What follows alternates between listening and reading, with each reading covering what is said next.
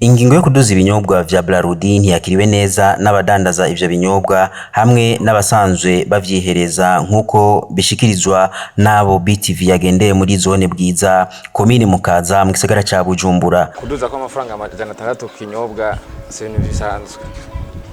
Hari abantu bavuga ati mfise 10,000 ngiye kunywa tuyoga 5 ahubwo asanga mu mwanya cha tuba dutatu.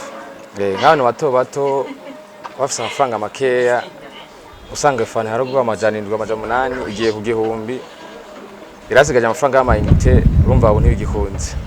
Ibinyobwa vya Braludi vyari bisanzwe bitaboneka rero kumva ko bigiye kongera kudunga kw'ibeyi bikaba byari bisanzwe bitaboneka kuko ni ikintu gica gitera amakenga hagiye kuja kuyindi beyi encore kandi ari Braludi yisizeko mwumva nurizo cha bigenda gute. Abo badandaza n'abihereza ivyo binyobwa bagize ico basaba leta hamwe n'ishera hamwe rya Braludi. Savya yakamure Braludi turayo ko nambara amaproduit yabo yaduze igabanura ibiciro kugira ngo twese koroherwe. Kamo nogira ico nshikirije cyane kuri leta we muvye w'abanyagihugu icambere cyo ubu kurusha ikindi gihe ubuzima buragumye amikoro y'abanyagihugu usanga ari make gose rero mu gufata ingengo nk'izo wasaba leta izirikane ku banyagihugu na cyane umunyagihugu mutoya akonsoma ibi binyobwa kugira ngo barabe ko muri iyo ngingo imbitira abaplike bashake banayihoze kweri.